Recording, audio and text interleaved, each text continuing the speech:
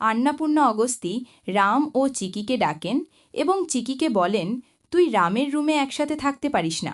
রাম রেগে আন্নাপূর্ণা অগস্তিকে বলে, দাদিমা, চিকি আমার বউ, ও আজ থেকে আমার কাছেই থাকবে। রামের বাবা রামের মা সুগন্ধাকে বলে, রাম আজ আমাদের সাথে যা করেছে এই ভুলের ক্ষমা ও কোনোদিনই পাবে না। রাম ও চিকি তাদের তুমে। রাম বলে, চিকি আমার পাশে শোবে, তুমি কে কি বলে আমি দেখে নিব। এভরিওয়ান, এখন কি হবে? চিকি কি এই বাড়ির বউ কোনোদিনই হতে পারবে না? আন্নাপূর্ণা অগস্তি কি চিকিকে কোনোদিনই মেনে নেবে না? চিকি এত বড় বিপদে পড়েছে শুধু রামের শর্তর কারণে। ভিউয়ার্স, কেমন আছো সবাই? ভালোবাসি তোমায় এপিসোড ভিডিওটি অনেক আকর্ষণীয় কাহিনীসমূহ নিয়ে। আজকের ভিডিওর পর্বের শুরুতে আমরা দেখতে পাই রাম আয়নার সামনে দাঁড়িয়ে জল খাচ্ছিল। চিকি তার পেছনে নববধূর সাজে বিষণ্ণ মনে দাঁড়িয়ে আছে।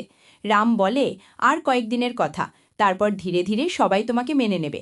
সকালে সবাই মিলে আরতি করলে সব টেনশন দূর হয়ে যাবে। চিকি মনে মনে বলে, মা, রামের কথা যেন সত্যি হয়। কাল সকালের আরতির পর এই বাড়ির সব টেনশন যেন মিটে যায়। সুগন্ধা খুব কাঁদছেন। নিধি তাকে জল দিয়ে শান্ত করার চেষ্টা করছে। নিধি বলে, এই নাও মা, জল খেয়ে নাও, তুমি কিছু খাওনি, শরীর খারাপ করবে। সুগন্ধা বলে, না নিধি, যেখানে পুরো ঘর আজ ক্ষুধার্ত সেখানে আমি কি করে খাবো? আজ আমার ছেলের বিয়ে হলো, ঘরে হাসি খুশি থাকার কথা ছিল, কিন্তু আজ সবাই দুঃখী। আমি আমার ছেলের বউকে বরণ করতে পারলাম না, আশীর্বাদও করতে পারলাম না। এর থেকে বড় অভিশাপ আর কী হতে পারে? রামের বাবা ঘরে ঢোকে খুব রেগে সুগন্ধাকে ধমক দেন। রামের বাবা বলে, সুগন্ধা, ওসব কথা মাথা থেকে বের করে দাও। রাম শুধু ভুল করেনি, সে পাপ করেছে, যার কোনো ক্ষমা নেই।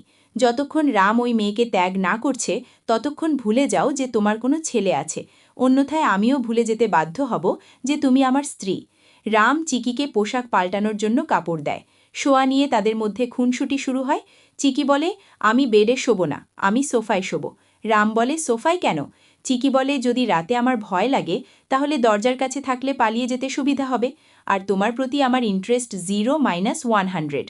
রাম বিরক্তি প্রকাশ করে এবং শেষে নিধি এসে তাদের নিচে ডাকলে তারা নিচে যায়। নিচে আন্নাপূর্ণা অগস্তি দাঁড়িয়ে আছেন। রাম আর চিকি সেখানে আসে। আন্নাপূর্ণা অগস্তি বলে, রাম, আমি তোদের আশীর্বাদ করতে ডাকিনি। এই মেয়ে তোদের সাথে এক ঘরে থাকতে পারবে না। যে নিজের চরিত্রের মর্যাদা বোঝে না তার এই ঘরে জায়গা নেই। রামের বোন বলে, ঠাকুমা, ও তো নিজের জেদ পূরণ করতে যা ইচ্ছা তাই করতে পারে। রাম চিৎকার করে বলে, একদম চুপ। চিকি আমার স্ত্রী এবং আমি ওর স্বামী, আমরা একসাথেই থাকব। রাম ওপরে গিয়ে তাদের বিয়ের শংসাপত্র নিয়ে আসে এবং ঠাকুমার হাতে দেয়। রাম বলে, দাদিমা, এটা আমাদের বিয়ের প্রমাণ, এখন তো কেউ বলতে পারবে না ও আমার স্ত্রী নয়। আন্নাপূর্ণা অগস্তি সার্টিফিকেটটি টুকরো টুকরো করে ছিঁড়ে ফেলেন। এই ছেঁড়া কাগজের মতো আজ থেকে তোদের সম্পর্কেরও কোনো দাম নেই। রাম বলে, কাগজ ছিঁড়লেই সম্পর্ক শেষ হয়ে যায় না ঠাকুমা, ভগবানের সামনে আমাদের যে সম্পর্ক তৈরি হয়েছে তা কেউ ভাঙতে পারবে না। তো ভিউয়ার্স, এই ছিল আজকের ভালোবাসি তোমায় এপিসোডের ধামাকা পর্ব। ভিউয়ার্স, ভিডিওটি ভালো লেগে থাকলে নিজের ভাই মনে করে চ্যানেলটি সাবস্ক্রাইব করে দিবে। আমাদের এই ইউটিউব চ্যানেলে সবার আগে ভিডিও পাবে। ধন্যবাদ।